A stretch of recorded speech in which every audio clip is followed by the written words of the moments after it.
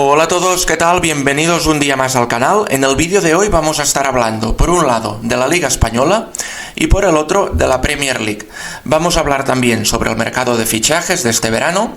Os voy a explicar cuáles son para mí los favoritos para ganar cada una de las dos ligas y os propongo otro debate.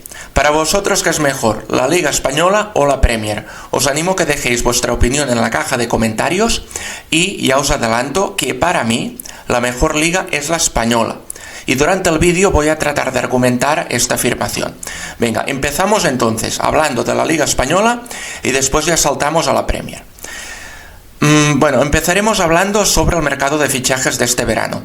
Creo que a nivel de la Liga Española ha sido un mercado bastante tranquilo. Sí que han habido algunas incorporaciones en algunos equipos muy importantes, como por ejemplo la de Kylian Mbappé en el Real Madrid, la de Julián Álvarez en el Atlético y la de Dani Olmo por parte del Barça. Pero Mbappé por el Madrid ya era prácticamente un hecho desde hace meses. Ya todo el mundo sabía que ficharía por el Madrid, por lo tanto no ha sorprendido.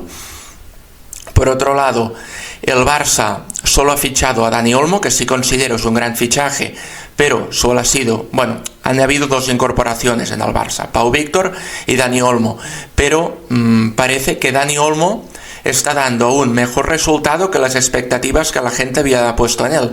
Por lo tanto, sí que considero que es un gran fichaje para el Barça, pero no ha sido tampoco un fichaje muy mediático. Y por el otro, quizás el fichaje más sorprendente de este verano ha sido el de Julián Álvarez por parte del Atlético de Madrid, que quiero recordar que le ha costado unos 75 millones más 20 más en variables. Ha sido el fichaje más caro de la Liga Española durante este verano y de toda Europa, de hecho. Y bueno, en general ya os digo, ha sido un verano tranquilo, a excepción de algunos rumores del posible fichaje de Nico Williams en el Barça, que al final no se ha podido realizar. Y bueno, creo que, teniendo en cuenta que el Madrid ha fichado al mejor futbolista del mundo, el más determinante, que es Kylian Mbappé, creo que el Madrid es el equipo que mejor ha fichado durante este mercado de fichajes. Dicho esto, creo que el segundo protagonista, y prácticamente empatado con el Madrid, es el Atlético. El Atlético ha fichado muy bien en cantidad y muy bien, ha reforzado todas las líneas, desde la defensa hasta la delantera, fichando jugadores como Lenormand, como Lenglet. Lenglet ha llegado cedido, como Gallagher en el centro del campo, y arriba su fichaje estrella del verano, Julián Álvarez. Sí que es verdad que de momento no están dando los resultados esperados, porque Julián Álvarez de hecho creo que aún no ha marcado ningún gol con el Atlético, y de momento el Atlético parece que le está costando este inicio de temporada porque ha perdido algunos puntos. Dicho esto, creo que el Atlético este año vuelve a tener muy buen equipo, porque todos los fichajes que ha hecho se suman a todos los jugadores que ya tenía en el equipo, como por ejemplo Griezmann, Koke, Oblak, Correa. Creo que tiene un equipo muy muy bueno para dar mucha guerra a lo largo de la temporada, no solo en la Liga, sino también en la Champions.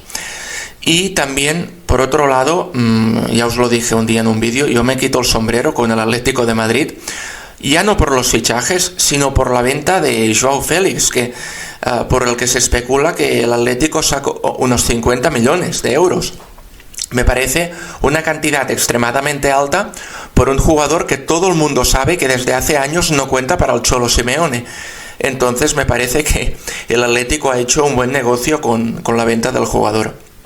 Sí que es verdad que llegó al Atlético por unos 100 millones, pero teniendo en cuenta que, ya os digo, no contaba para el Cholo, se tuvo que ir cedido 2 años, un año en el Chelsea y otro en el Barça, porque el Atlético no lo quería, pues partiendo de esta idea, creo que, vendérselo por más de 50 millones al Chelsea es una muy buena operación. Y por otro lado tenemos al Barça, que todos sabemos los problemas económicos por los que atraviesa durante las últimas temporadas. Han fichado a Dani Olmo, como digo, creo que es un fichaje que lo está haciendo mucho mejor de lo que la gente se pensaba, yo incluido, y creo que está dando un gran rendimiento en el partido y medio que ha jugado, porque hasta el día del Rayo no había podido estar inscrito en Liga, Por lo tanto, solo lo hemos podido ver la media parte contra el Rayo Vallecano y el partido contra el Valladolid, que hizo un partidazo, igual que el día del Rayo, revolucionó el partido en la segunda parte. Y por otro lado, también destacar la baja de Gundogan por parte del Barça. Baja no en el sentido de lesión, sino en el sentido de traspaso, que volvió al Manchester City este verano. Creo que Guardiola puede estar muy contento con la vuelta del jugador. Y ya comenté en su momento que para el Barça no era una buena noticia. No era una buena noticia porque para mí el año pasado fue uno de los jugadores más destacados del verano. Perdón, no del verano, sino de la competición. Y pienso que es una baja importante para el Barça. Dicho esto, es importante mencionar que si en una posición puede salir alguien es en la de media punta, porque el Barça la tiene muy bien cubierta, con Dani Olmo, con Fermín, con Pedri. Entonces, quizás no es tan delicada como en otras posiciones. Por ejemplo, si marchara Lewandowski, sí que hubiera sido un problema para el Barça, lógicamente, porque tampoco tiene un recambio en el equipo. O Lamine Yamal, que tampoco tiene un recambio. Tiene Rafinha, pero lógicamente no es lo mismo, no da el mismo nivel, ¿no? Sí que es verdad que Rafinha ha empezado muy bien la temporada jugando por el extremo izquierdo, que de hecho no es el suyo, pero lógicamente Lamine está por encima ya no de Rafinha, sino del 99% de futbolistas en todo el mundo. Y el Barça ha hecho lo que ha podido durante el verano. También ha incorporado a Pau Víctor. Ya comenté en su momento que creo que es un gran fichaje para el Barça. Ha llegado sin hacer mucho ruido, pero en la pretemporada lo hizo genial, marcó un montón de goles, creo que fue el máximo goleador. Y si tiene minutos, que de momento no los está teniendo, pero creo que durante la temporada sí que los va a tener, creo que puede sorprender a más de uno. Y por el otro lado también tenemos al Real Madrid, que como he comentado ha fichado para mí el mejor futbolista del mundo, que es Kylian Mbappé. De momento decir que no ha empezado muy bien la temporada. Creo que el Madrid está notando mucho la salida o la retirada de Toni Kroos. Creo que era la piedra angular en el centro del campo del Madrid, el que moldeaba todo el juego del equipo y el que vertebraba el equipo desde la defensa hasta la delantera. Y creo que el Madrid lo va a echar mucho de menos. En estos primeros partidos de Liga se ha visto un Madrid donde los jugadores juegan a lo suyo, son muy individualistas, Vinicius a lo suyo, Mbappé lo intenta y va a lo suyo. Y claro, lógicamente no se puede hacer un equipo donde solo sean individualidades, tiene que haber alguien en el centro del campo que vertebre al equipo. En medios de comunicación se ha especulado con la llegada de Rodri del Manchester City, pero al menos este año seguro que no va a llegar porque el Manchester City no lo va a vender en el mercado de invierno a media temporada a un competidor directo por la Champions. Por lo tanto, de momento este año tendrán que pasar con lo que tienen, que es mucho lo que tienen porque el Madrid tiene un plantillón, ya no solo por la delantera y la defensa, que creo que es lo mejor del equipo, y la portería, sino por el banquillo que tienen. En el banquillo recordemos que tienen a Brahim, Arda Güler, Ceballos, Endrick. Y para mí lo que le falla un poco al Madrid es el centro del campo, ¿no? Quizás un centro del campo demasiado defensivo, demasiado rocoso, demasiado físico, con jugadores como Camavinga, como Tchouaméni, Valverde me gusta mucho, tiene muy buen disparo de fuera al área, pero no deja de ser un jugador defensivo, no es un jugador de creación de juego, al igual que no lo son Camavinga o Tchouaméni. Entonces, creo que al Madrid le hace falta un organizador de juego, un Xabi Alonso, un Toni Kroos, un Modric, que Modric sigue estando en el Madrid, pero claro, tampoco está para jugar los 90 minutos. Entonces, creo que al Madrid es la pieza que le falta en el equipo, la única pieza, de hecho, porque el resto del equipo es buenísimo. Creo que es un poco lo que le sucedía a Argentina hace unos años, que tenía una delantera brutal con Messi, Agüero, Higuaín, Diego Milito, Di María, Ezequiel Lavezzi. Era un equipazo brutal, una delantera brutal, pero luego no había nadie en el centro del campo que conectara entre la defensa y la delantera. y por eso a Argentina le ha costado, ¿no? A pesar de tener a Messi, sí que es verdad que en las últimas campañas de Copa América o de Mundial lo han hecho muy bien, pero hasta llegar a este punto le ha costado mucho a Argentina. Y bueno, creo que actualmente al Madrid le pasa un poco lo mismo. Y por otro lado, también quiero hablar del Girona, porque el Girona considero que, a pesar de que ha sufrido muchas salidas durante el verano, le han salido grandes nombres que fueron los principales artífices de la clasificación del Girona para la Champions la temporada anterior. Han salido Savinho, han salido Dovic, que fue el delantero centro, creo que fue el Pichichi la temporada pasada de la competición. Han salido muchos jugadores importantes del Girona, Alex García también, que creo que se fue el Leverkusen. Entonces, bueno, claro, estas salidas al principio de temporada, los 2 primeros partidos, como no podía ser de otra manera, el equipo lo notó, pero en los 2 últimos partidos, en los 2 últimos encuentros ligueros, el Girona ha jugado muy bien. Ganó en el campo del Sevilla y el otro día fue un 4-0 contra Osasuna. Por lo tanto, bueno, parece que se está recuperando el equipo. Decir que a pesar de las salidas han fichado muy bien, muy bien. Ha llegado Bryan Gil, ha vuelto Oriol Romeu, Asprilla, Van de Beek. Bueno, creo que el Girona ha fichado muy muy bien otra vez. Tiene como director deportivo a Quique Cárcel, que creo que es uno de los mejores directores deportivos que hay en Primera División. Ya comenté en su momento que no creo que el Girona vuelva a clasificarse para la Champions este año, porque tiene que estar en 2 competiciones muy duras a la vez, que son la Liga, la Champions y una tercera que será la Copa del Rey cuando llegue. Y aparte también jugará la Supercopa de España, si no estoy equivocado. Bueno, ahora no estoy seguro, si me equivoco dejadlo en los comentarios, por favor. Pueden ser 4 competiciones para el Girona, entonces, tiene que tener una plantilla muy amplia para poderlas afrontar todas.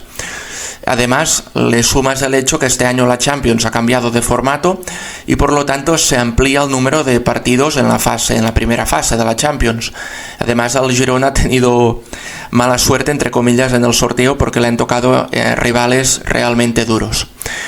Bueno, a partir de aquí sí que considero que es un equipo que puede luchar perfectamente para entrar en la Europa League, porque como digo, ha fichado muy bien y tiene un gran entrenador. Michel ya el año pasado hizo un gran trabajo en el Girona y creo que este año va a volver a hacerlo. Solo por el hecho de que el Girona pueda clasificarse para la Europa League, ya creo que sería una temporada de mucho, mucho mérito. Quiero recordar que hace solo un par de años es un equipo que estaba en segunda división. Bueno, y dicho esto, ¿cuál creo que es el principal favorito para ganar la Liga? Para mí, viendo cómo ha empezado la competición, el principal favorito es el Barça, ¿vale? Porque, los he visto en un estado de forma brutal. Al Madrid y al Atlético les está costando mucho y creo que el principal favorito es el Barça. Creo que han entendido muy bien la forma de juego que les pide Flick, hay mucha sintonía con el entrenador y creo que este año va a haber grandes momentos en el campeonato liguero, y no solo en el campeonato liguero sino en la Champions, ¿vale? Creo que el Barça va a volver a tener un gran equipo. Creo que el año pasado ya tenía una gran plantilla y este año, además de plantilla, va a ser equipo también. Porque no es lo mismo tener plantilla que tener equipo. Plantilla es un conjunto de buenos jugadores y equipo es un conjunto de buenos jugadores que juegan bien al fútbol. Y creo que este año se va a ver las dos cosas en el Barça. Y dicho esto, vamos ya a lógicamente, antes de ir a la Premier, el Madrid también tiene mucho que decir, ¿vale? Tiene la mejor plantilla del mundo para mí. Tiene Mbappé, Vinicius, Bellingham, Rodrigo. Tiene un plantillón y no será nada fácil, ¿vale? No lo descarto ni mucho menos para la Liga. Pero sí que en este momento pondría al Barça como favorito. Por otro lado, vamos ahora a hablar de la Premier League. ¿Cuál creo que es el equipo favorito para ganarla? El favorito, como viene siendo habitual en las últimas temporadas, es el Manchester City, pero creo que esta temporada el Arsenal y el Liverpool van a dar mucha guerra. El año pasado el principal competidor para ganar la Liga fue el Arsenal, fue esta rivalidad Arsenal-City, y el Liverpool se quedó un poco más descolgado, se quedó a unos 9 o 10 puntos del Manchester City. Y bueno, veremos este año si consigue volver a coger el nivel competitivo que tuvo otras temporadas. Decir que bueno, con la marcha de Jürgen Klopp, veremos cómo afecta al Liverpool. Creo que han fichado a un sustituto muy bueno. Han fichado al entrenador holandés Slot, que entrenó a la Z, después pasó al Feyenoord, donde consiguió ganar la Liga, y a partir de aquí fichó por el Liverpool. Creo que han acertado con el fichaje del entrenador, y este año sí que es verdad que estoy viendo a un Liverpool mejor que la temporada pasada. Sigue teniendo muy buen equipo, con Salah, Darwin Núñez, Alexander-Arnold, un equipazo, ¿vale? El Arsenal también tiene muy buen equipo. Para mí, ya lo comenté el día del sorteo de la primera fase de la Champions, lo único que le falta al Arsenal para poder dar el salto definitivo y ganar títulos es un delantero centro, un hombre referencia, un hombre gol, porque sí que es verdad que Havertz da mucho juego interior al equipo, pero al final de temporada no termina marcando la cantidad de goles necesaria para que el equipo pueda sumar la suficiente cantidad de victorias para sumar títulos, ¿vale? Para entendernos, para decirlo de alguna manera. Igualmente el Arsenal es un equipazo, con Odegaard, con Saka, este verano precisamente han fichado a Mikel Merino de la Real Sociedad, y bueno, creo que tiene muy buen equipo, pero para mí el principal favorito sigue siendo el Manchester City. Creo que tiene el mejor equipo y una de las mejores plantillas de Europa. Plantilla quizás la tiene mejor el Madrid, pero como equipo para mí el City es mejor que el Madrid, ¿vale? Juegan mejor al fútbol. Creo que se nota mucho el efecto Pep Guardiola. Pep Guardiola para mí es el mejor entrenador del mundo, y como no podía ser de otra forma, en el City también se nota su filosofía de juego, su ADN y su forma de entender el fútbol. A partir de aquí hay otros equipos que, como cada año, se han gastado auténticas barbaridades, pero barbaridades en fichajes, como son el Chelsea, el Manchester United, que llevan años y años gastándose pastizales indecentes y aún siguen sin conseguir los títulos que respondan a la cantidad de dinero que se han gastado en estos fichajes. Este año el Manchester United ha fichado al central Yoro, que era pretendido por el Real Madrid. Decir que ha costado, según informan en prensa, ha costado unos 60 y pico millones. Y se tendrá que ver cuál es el rendimiento que da. Imagino que porque el Madrid suele acertar mucho en los fichajes que hace, se había fijado en él, y si el Madrid se fija en un jugador, suele ser bueno. Y también la cantidad que han pagado por él me hace intuir que será un buen fichaje. El Chelsea es el otro equipo que lleva muchos años gastándose mucho dinero en jugadores y no terminan de hacer un buen equipo para ganar títulos.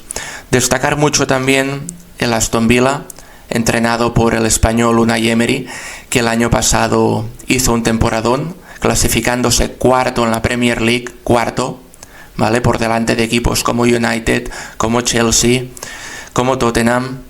Tiene mucho mérito lo del equipo de Unai Emery, ¿vale? Que sí que es verdad que también es un equipo que suele gastarse mucho en fichajes, pero igualmente estar por delante de Tottenham, United, Chelsea, creo que tiene mucho mérito. Muchas veces a Unai Emery no se le da el mérito que tiene como entrenador, porque creo que en todos los equipos que ha estado lo ha hecho bastante bien. Sí que es verdad que tiene algunos puntos negativos, como esa remontada que le hizo el Barça en el Camp Nou contra el PSG, que en el partido del 6-1 que ganó el Barça de Luis Enrique. Pero aparte de hechos puntuales como estos, creo que en todos los equipos que ha estado ya no solo ha ganado títulos, sino que sus equipos han jugado bien al fútbol y han hecho grandes temporadas. Por lo tanto, creo que es un entrenador que tiene mucho mérito. Y a donde iba, que era un poco lo que os comentaba al principio del vídeo, es qué liga considero yo que es mejor, si la Premier League o la Liga Española. Ya os he comentado que para mí es la Liga Española, y ahora lo voy a argumentar un poco con hechos más contrastados, ¿no? Que no solo son mi opinión, sino que son hechos realistas. A ver, por un lado, decir que la Liga Española tiene más Champions que la Liga Inglesa. La Liga Española ha ganado muchos más balones de oro que la Liga Inglesa. Y si miramos la parte media de la clasificación, ¿vale? Es decir, los equipos que se clasifican para la Europa League, decir que hay muchos más equipos españoles que hayan ganado esta competición que equipos ingleses. Quiero recordar que el rey de Europas Leagues es el Sevilla. Luego también el Atlético de Madrid ha ganado en los últimos años un par de Europas Leagues. En cambio, la liga inglesa, los equipos no suelen ganar tantas competiciones europeas, ya sea UEFAs o ya sea Copa de Europa. Entre Barça y Madrid suman unas 20 Copas de Europa, muchas más que las que tiene la Premier League, ¿vale? Entonces, bueno, decir que en este sentido para mí la Liga Española es mejor.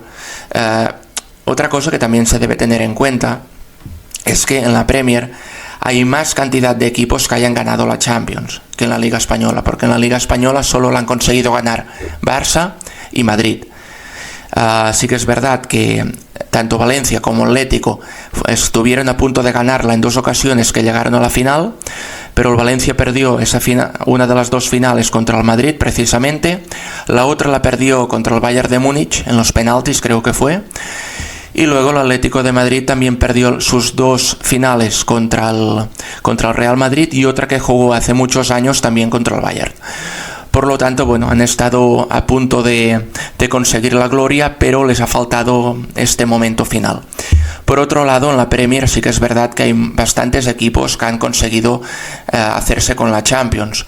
Por un lado, el Manchester City, que tiene una, el Chelsea tiene un par de Champions, el Manchester United tiene, creo que son 3 Champions, 2 o 3, el Liverpool tiene 6, entonces bueno, hay más cantidad de equipos que la han conseguido, ¿no? Decir también que un equipo como el Nottingham Forest, cuidado, tiene 2 Champions, 2. Fue uno de los fenómenos más sonados de la historia de la Champions League. El Nottingham Forest fue un equipo que en su momento, ya hace muchos años, subió a la Premier League, a Primera División Inglesa, ganó la Liga, lógicamente si ganaba la Liga se clasificaba para la Champions, ganó la Champions, el año siguiente volvió a ganar la Champions y bajaron a Segunda División. Ha sido una de las historias más rocambolescas de la historia de la Champions. Pero bueno, este año decir que el Nottingham Forest vuelve a estar en primera, ¿vale? Supongo que, bueno, esto ya hace muchos años y supongo que entre estos años han ido subiendo y bajando y este año vuelve a estar en Primera División Inglesa. Y bueno, donde quería ir también es a lo que se llega a gastar cada año la Liga Española y la Premier League en fichajes. Es decir, la Premier League se gasta cada año en fichajes como 5, 6, 7 veces más que la Liga Española. Ahora mismo estoy viendo datos de Transfermarkt sobre los gastos de fichajes que han tenido los equipos de la Premier y voy a empezar a leer un poco para que lo comparéis con la Liga Española, ¿vale? Mirad, Chelsea ha gastado este año 238 millones. El Brighton, ojo, ha gastado 231 millones. Manchester United, 214. Aston Villa, 176. Tottenham, 148. West Ham, 144. Ipswich, 126. Southampton, 117. Arsenal, 108. Nottingham Forest, que es el equipo que hablábamos antes, 107. Bournemouth, 104. Y así podría seguir. Decir que, sorprendentemente, este año Liverpool y Manchester City son los equipos que han gastado menos.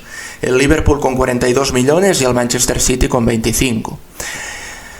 Bueno, entonces, una liga que se gasta mucho más que la española no consigue los triunfos que consigue la Liga Española. Esto es muy curioso. Mira, voy a leeros un poco para que os hagáis una idea de lo que se han gastado los equipos españoles, también a través de la información que aparece en la web Transfermarkt, ¿vale?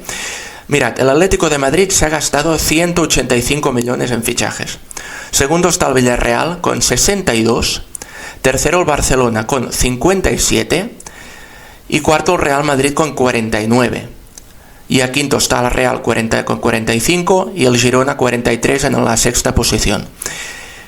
Para que os hagáis una idea, el Villarreal, que es el segundo equipo que ha gastado más dinero de la Liga Española, con 62 millones, en la Liga Inglesa estaría en la posición 18 en cuanto a gastos de equipos.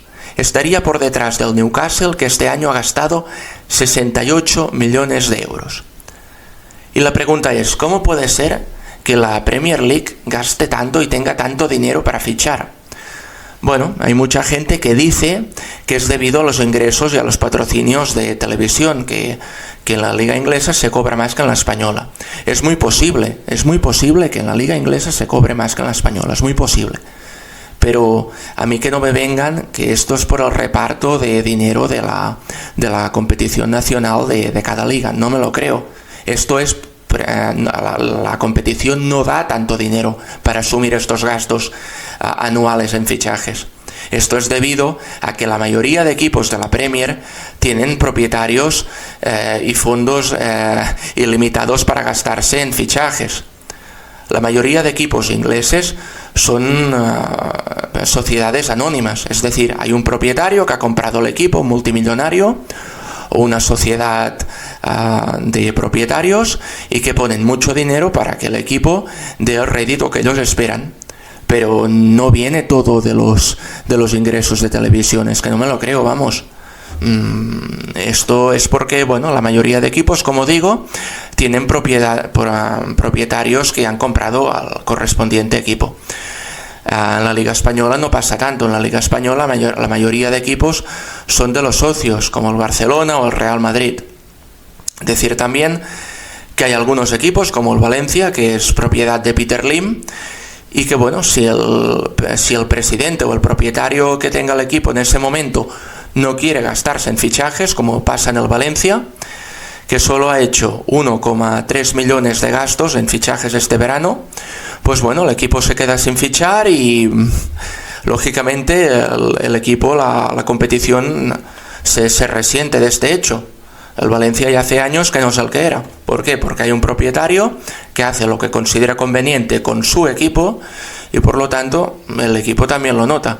Yo personalmente prefiero el modelo Barça o Real Madrid, que hay un presidente y que si no lo hace bien hay elecciones y lo puedes echar, o incluso con una moción de censura, como pasó con su momento en el Barça con Bartomeu.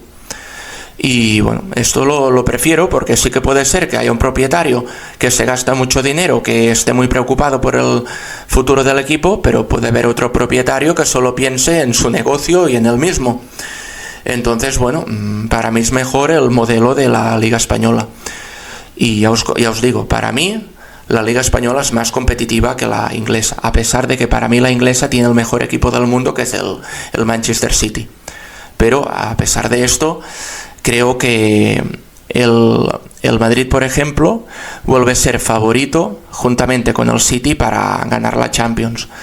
El año pasado, para mí el City tenía mejor equipo, jugó mejor fútbol, pero la Champions se la terminó llevando el Real Madrid.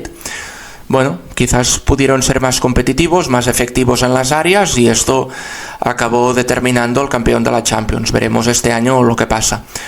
Bueno, creo que va a estar reñida la competición. No me atrevo a decir un favorito claro entre City y Madrid. Creo que los dos tienen muchas opciones para ganarla. Y bueno, veremos el Barça si este año puede asomar la cabeza en la Champions, si puede dar un buen rendimiento en esta competición. Yo creo que sí, que lo va a dar, porque este año con Flick de momento han empezado muy bien y si siguen en este estado de forma creo que el equipo será muy competitivo en todas las competiciones, pero bueno, se tendrá que ver realmente dónde puede llegar el Barça. También que las lesiones respeten al equipo, porque de momento Ya vemos que están habiendo muchos lesionados como Christensen, ahora hace poco Fermín López también, Gavi sigue lesionado de la grave lesión que tuvo el año pasado, De Jong sigue lesionado, se lesionó contra el Rayo Vallecano Marc Bernal, que estará toda la temporada de baja. Por lo tanto, bueno, veremos si las lesiones respetan a los equipos, que esto también puede tener una incidencia crucial en el resultado final de las competiciones. Otra cosa que quería comentar es que una cosa es la liga, que es más competitiva, que para mí es la española. Otra muy distinta es cuál es para mí la liga más divertida, más emocionante para el espectador. En este caso sí que debo decir que es la liga inglesa, porque los partidos de la liga inglesa son mucho más directos, mucho más verticales, son partidos de ida y vuelta. Entonces, para el espectador creo que es mucho mejor. De hecho, este puede ser uno de los motivos porque la liga inglesa se venda mejor en el extranjero y hagan más dinero en los servicios de televisión. Creo que a nivel global se vende más y se vende mejor precisamente por este motivo. En la liga española muchas veces vemos dos líneas de 5 defendiendo contra Barça, contra Madrid, contra los equipos más grandes. Los otros equipos se ponen cerrados y entonces es muy complicado ver un buen partido de fútbol. Muchas veces terminas viendo al Barça o al Madrid pasándose el balón en horizontal, sin un juego directo, sin hacer ocasiones, porque los otros equipos, sus rivales, se cierran en su propia área y es muy difícil, muy complicado hacerles ocasiones de gol. Esto en la Premier sí que se ve de vez en cuando, lógicamente, pero no tanto. Los partidos son mucho más verticales, mucho más de ida y vuelta. En este sentido sí que pienso que la Premier está por encima de la Liga Española a nivel de espectáculo y de que el espectador lo pueda pasar bien. Y dicho esto, ya me despido. Os animo a que os suscribáis al canal, dejéis vuestra opinión en la caja de comentarios y le deis al like. Nos vemos en próximos vídeos. Chao.